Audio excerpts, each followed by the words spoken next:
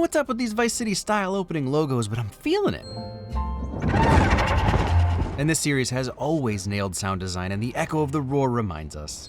Also, just the visual exposition illustrating how Hollow Earth works with gravity in two directions.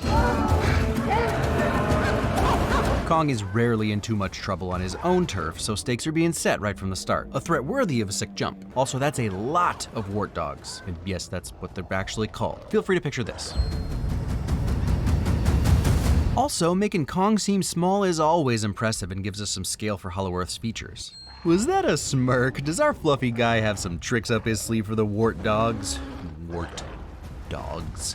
Wart dogs. Yeah, it's never gonna sound right, but yeah, he does. Also, that tooth is already looking infected, bruh. Should get that checked. See, these are what healthy teeth look like.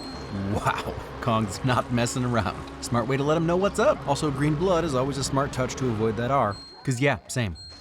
He's so annoyed. Things I have to do to remind everyone who I am when I just want to like chill and take in the view with a snack. Yeah, tooth pain is the worst pain.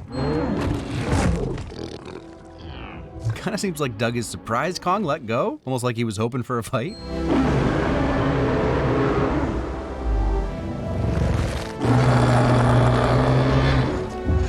Rough bait and switch for our lonely fluffy guy, but also not alone shadowing.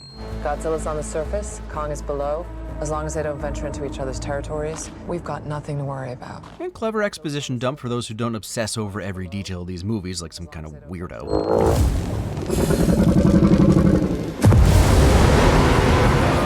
Yup, there's my boy. And no holding back this time, we got kaiju rushing each other inside 7 minutes.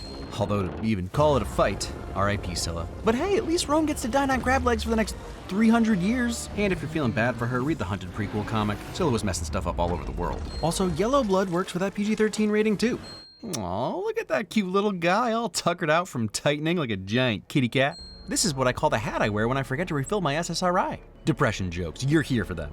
Okay, so they're clearly embracing synthwave aesthetics with the music and neon set design, and I just enjoy when movies are made specifically for me. Oh man, I feel that, Gia.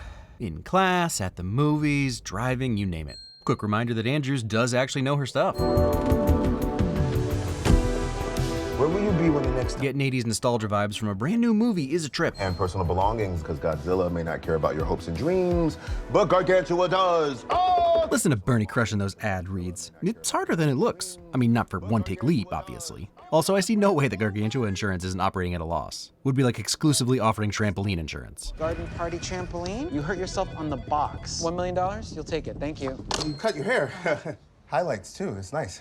Compliments. You're gonna think that I'm completely insane. No, the patterns are the same in the middle section. Aw, they get each other. Insane people unite. Especially this one troll. This one troll named Ghidorah Stand 64. You ever heard of him? Look, this film dabbles in the out there, the science fiction, the fantasy, but Ghidorah Stand 64? That guy is the realest part of this movie. I, again, wouldn't know because everyone loves me and I assume all my fans are Genesis stans. Are you the new boss down at the mess? The Monarch Hollow Earth Station, the MHES, the mess. Yeah, nobody calls it that. Oof, been there. But really the people I feel for the most are the med students on their first rotation who haven't heard anyone talk about blood urea nitrogen as BUN yet, or call the post-anesthesia care unit the PACU. For the record, those are both wrong. It's BUN and PACU. I honestly just can't lead any aspiring doctors astray. Aw, poor Banksy. Wait, is that Knifehead? Pacific Rim crossover confirmed? Solid reminder that Godzilla isn't always the most careful, and he's not technically on our side. Stay out of his airspace. But I appreciate that they label him with his proper name. And what happens if Godzilla starts heading this way? And we all run like hell. You know there's gonna be fun when the contingency plan is run away very fast. Did not know Matthew Crawley was in this, and we could all strive to be 1/10 as cool as he is in this one scene and never achieve it. Yeah, new teeth always do feel weird at first, and it goes to show that it was bad, because Kong put himself completely at the mercy of the humans. Someone tried that back in college, but didn't really work. What was it she said to me? Trapper, you are not a serious person. Surprised it didn't work, because it worked on the Roy kids. They killed him, right? That's a fan theory? Gia, love that you're hyping up our handsome, lonely, fluffy guy. Your guest has been asking for you. Seriously, am I in 1987? What is this score? No, seriously, what is this piece of music? I'm asking you. Shazam failed me, Soundhound failed me, it's not on the soundtrack, it's not listed in the needle drops. I literally split the 7.1 audio channel apart to try to figure it out, and I'm tempted to just let it play so the owner will give me a copyright claim, because what is it?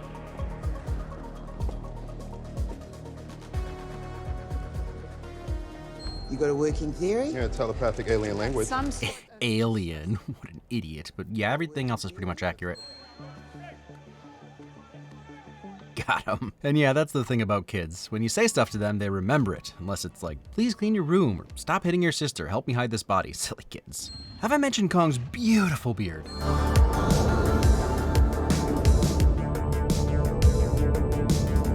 Well, this one is hardwired by Jordan F. That was easy, and it's amazing, as is the Right Stuff walk. The crazy thing is that Rebecca, Dan, and Kaylee probably had no clue just how cool they were gonna look. I'm no stranger to danger. I didn't mean to rhyme that time. Ha! Double rhyme. Don't despair, I've been there. We're on the same journey, Bernie. I'm turning into water! Spoiler alert, you're already mostly water. Ha! Got him with the science facts. This movie could be the ship following Kong around Hollow Earth with this music playing for 2 hours and I'd still love it. Like I said, Kitty Lizard is on his own side. Even if he seems to fight for us, it doesn't mean there aren't massively negative side effects for life on Earth. Also love that we get his classic theme before we even see him.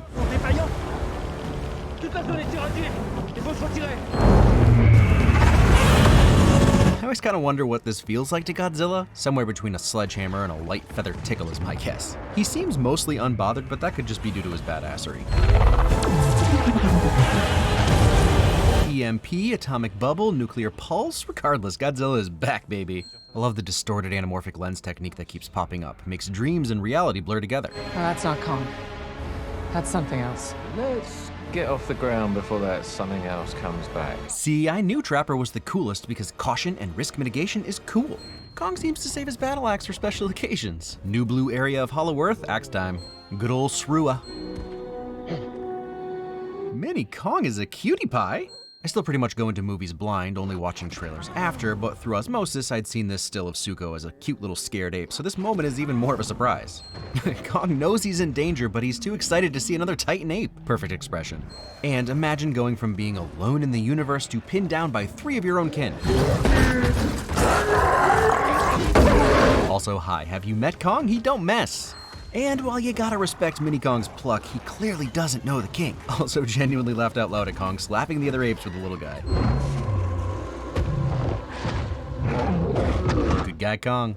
But yeah, that's on you, bud. Kong saves you and you still try to kill him? Comeuppance. And I think we all get why he saves him at first. It's like, do we have a misunderstanding here? Are we really each one of 5 remaining great apes? Let's talk this out, brother. Oh, never mind. Bye.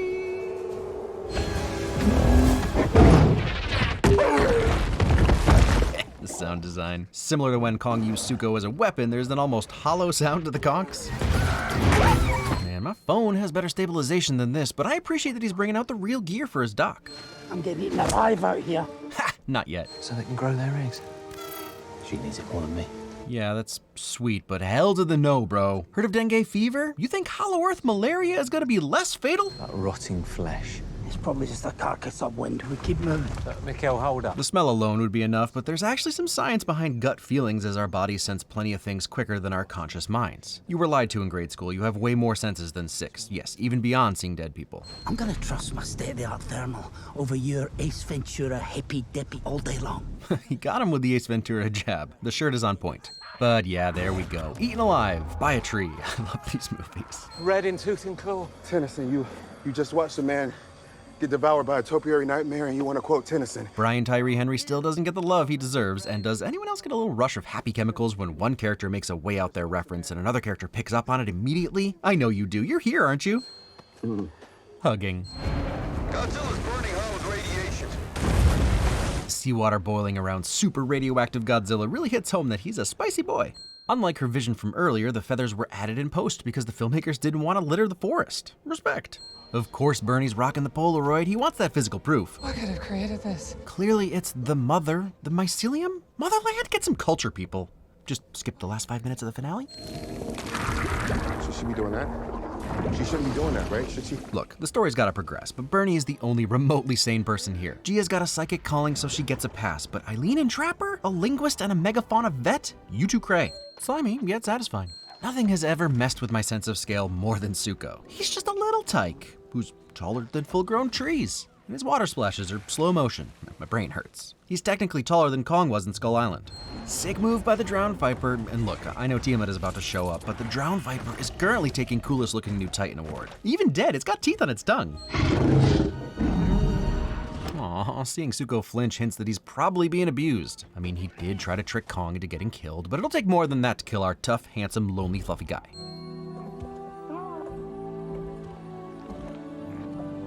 Oh man, two buddies just hanging out eating snacks. Could watch hours of this. And it's pretty impressive how no words have been exchanged, and yet it's very clear where the relationship started, where it is now, and where it's headed.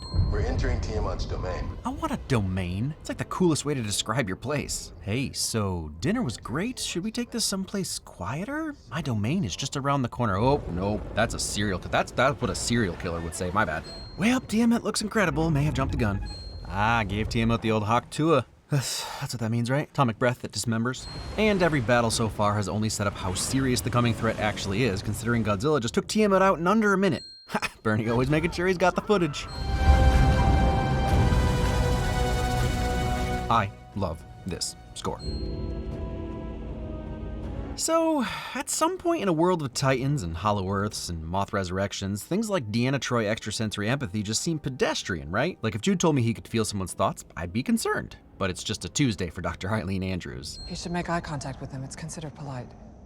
Yeah, this is not working for me. Points for trying, Bernie. How are they communicating? Telepathically. And Bernie's up to speed immediately. SOS for what? They already live in a nightmare monster hellscape. She can understand everything you say. She understands me. And a nightmare monster hellscape is a wonderful place to raise a family. That's 3 in a row, Bernie. But also, solid point. What could possibly scare them? We're so used to the imagery in these movies, but goodness gracious. Also, how is there a Titan with an eye as big as Kong? Like a couple miles long? Cool. That doesn't fill me with Lovecraftian dread at all. The Titans were the guardians of nature, and the great apes became the protectors of humanity. So what the heck is Skar King's problem? But it explains why Godzilla seems less concerned with humans as a whole, just as a part of nature. Kong's face again. It's all he ever wanted. Just, you know, maybe with less evil Tyrant King. And he doesn't even flinch. I bet Kong and Caesar would get along. Oh man, even ape kids think it's their fault when the adults are fighting. Skar's roar isn't deep or louder than Kong's or as high-pitched as Godzilla's, but it's its own unique brand of terrifying, somewhere between a bear and the warbliness of a T-Rex. And I like that he's somewhere between a chimp and an orangutan. His saunter, nonchalant lean back, the spine whip, everything about Skar feels like bad news. But the mockery is really the icing on the cake. Ironically, he's the most human-mimicking Titan we've ever seen. He's not only about pounding his chest and asserting dominance in the typical way, he's got his own thing. And I mean, he's allowed that because of his magical crystal, but sure, use what you got. I mean, he will do the typical thing. And yeah, now I'm okay with you dying in whatever way our Monster Friendship Boys TMCR decide.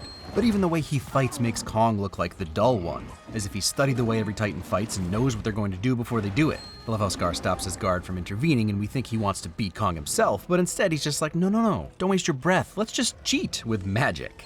Also, poor Shimo, ice guy imprisoned behind a lava wall? Uncool, Skar. Dolly zoom. Little Bud looking out for Big Bud. Her power covered the Earth in the last ice age. Collision course, or are we counting the adventures of Buck Wild? Because Lord knows we do in this house. We brought Kong down here. He's been looking for others like himself, going deeper into Hollow Earth and getting closer to their prison. The Iwi must have known it was just a matter of time, and that's why they've been calling for help. Yeah, that makes sense. I get that the timing of everything seems confusing, but the Iwi knew this was inevitable. Oof, that was brutal.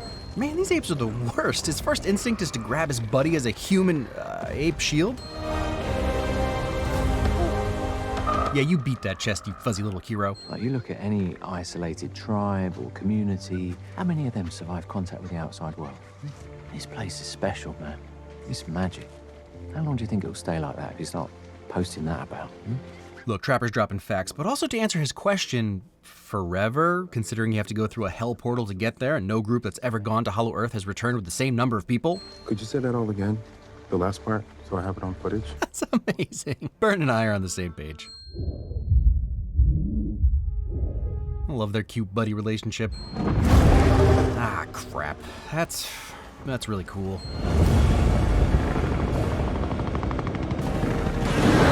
Hell yes. We started working on some Minor augmentations. Wait, what kind of augmentations? This might be old news to many of you, but for many years of my life, I incorrectly assumed augment meant to alter or change, and that's incorrect.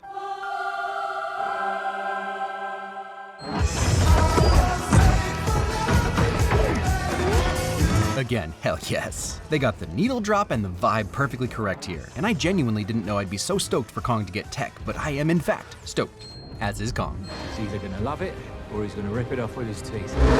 Nah, he ain't no fool. I love the Power Glove. It's so bad. Might be my favorite shot of the movie. Sums up the whole absurd and entertaining franchise. This is why we're here. Gibraltar and Cairo are 2,100 miles apart, so these roars are that loud.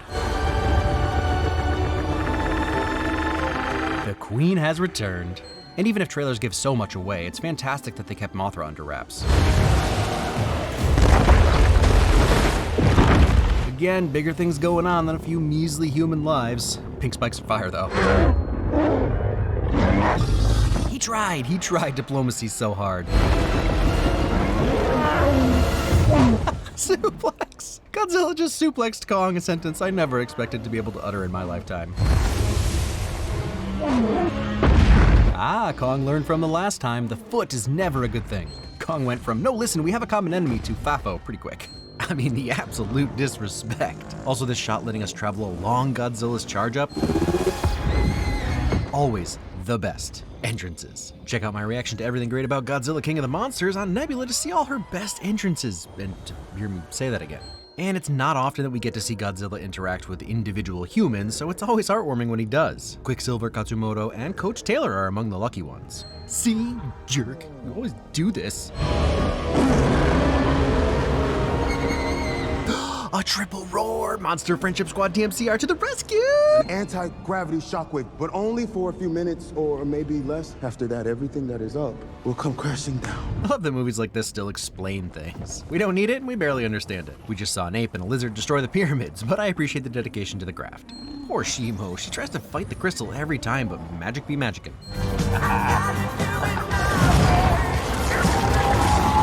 I was wrong about Trapper before when I talked about how cool he is. I'll never achieve 1/50th of his swagger or charm. Your carriage awaits. I'm gonna kiss you on the mouth! Love! Kongzilla, yes! There's no stumbling to their feet after the huge fall, they just bust out into a full-on terror sprint. Hell yes. I didn't know how pumped I'd be to see these two firmly on the same team.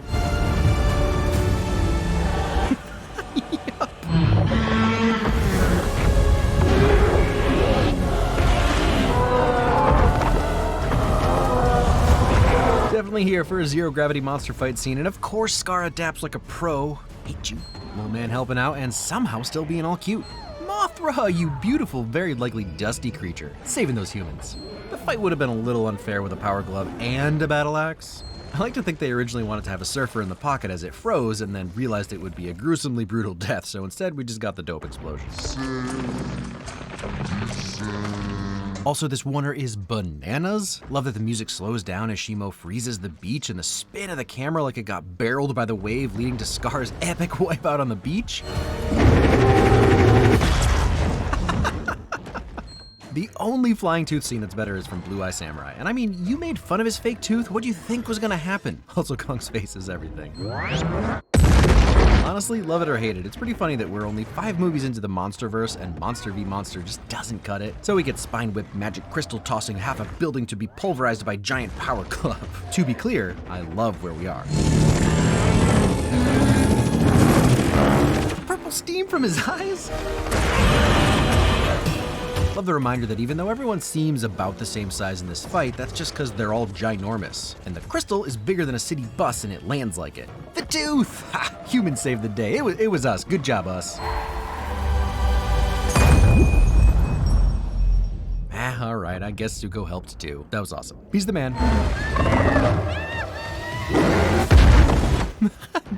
Dang! Is that the 3rd time Kong has decked Skar right onto his back?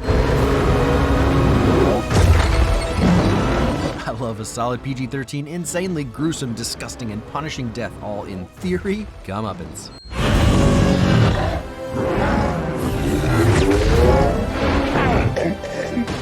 Also, teamwork.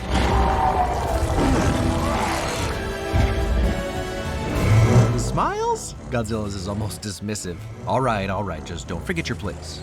They did it! Guess it's time to dust off the old pipes and belt one out. Lizard and monkey and eyes talking tiny cat, saving the world and we an evil monkey guy. Oh, right. Forgot about Mothra. She didn't really do much in the fight. Still love you, Mothy. Oh, hey, and she didn't have to die. This place could be your home. I love that Gia's confused at first. Like, why would you even think that? Let's hear it for adoptive mothers. More hugging. Gross. Hey, just gonna give it up for Fa La Shen, whose entire job in this movie was look stunningly gorgeous the whole time, and she knocked it out of the park. She doesn't have a single line and yet often conveys authority and lets us know what she's thinking. Just casually collapsing the scaffolding. Who could even be mad at him, though? If he fits, he sits. Aw, see, she really is just a little puppy. I think that was grade 8 for There's Only One Rule, Stop Being Dicks. I talk about this in my reaction video to King of the Monsters a little bit, but each movie has its own hook, obviously. Like a Mission Impossible movie, there's always that one stunt. In these movies, at least for me, there's always that one apex moment. Godzilla atomic breath blasting down the Muto's throat, Godzilla atomic breath blasting up Ghidorah's head, Burning Godzilla, a close runner-up, Kong and Godzilla working together to destroy Mechagodzilla, and while the final destruction of Skar with the three-way teamwork is amazing, this is the scene in this movie. These two charging out together. No hesitations, no little moment where Godzilla snaps back at Kong cause they're still just animals. No, they're a sentient team to the point that Godzilla happily lets Kong launch himself off G's back. I love it. I love everything about it, which is even more impressive because you couldn't avoid this clip for weeks leading up to the theatrical release. But it doesn't matter because the context actually brings it to life. The reviews seem to always be all over the place for these movies. My thing has never been just shut your brain off and enjoy it. It's not a great way to defend movies. And none of them have ever had the most intriguing or twisty-turny narratives, but I don't know, my brain is still engaged. Yeah, I'm not waiting to see who's really been dead the whole time, or who's father, or who's just a violent alter ego starting militias in my garage. But there's always a story. Even when no words are spoken, there's a story, and Kong and Godzilla, Skar now, all speak 0 words but convey so much personality. I know there'll be a burnout point for this franchise, but so far they're still leaning into the absurd and the fun and the epic, and I'm hoping the end is still far off. Jude has more Godzilla toys than Kaiju/Titans have appeared on the big screen, so there's still plenty to work with, and I'm stoked to see it all. And if you want more Godzilla content from me, I've got you covered. Y'all like the Everything Great About Deadpool reaction, so I did another. Well, 2 more actually. 2014 Godzilla and the sequel Godzilla King of the Monsters. These are fun, more fun than I anticipated. And if you sign up using my link, nebula.tv/CinemaWins, you can get an annual plan for 40% off, a little over $250 a month. Then you can come along with me on a little stroll down CinemaWins memory lane. And with our stunning redesign and brand new news section, there are more reasons than ever to join up. The Getaway is a brand new Nebula original with a twist on the Saboteur game show that you really don't want to miss. It just came out last week and it's epic. But there's also Identities coming soon and Jetlag Australia and just so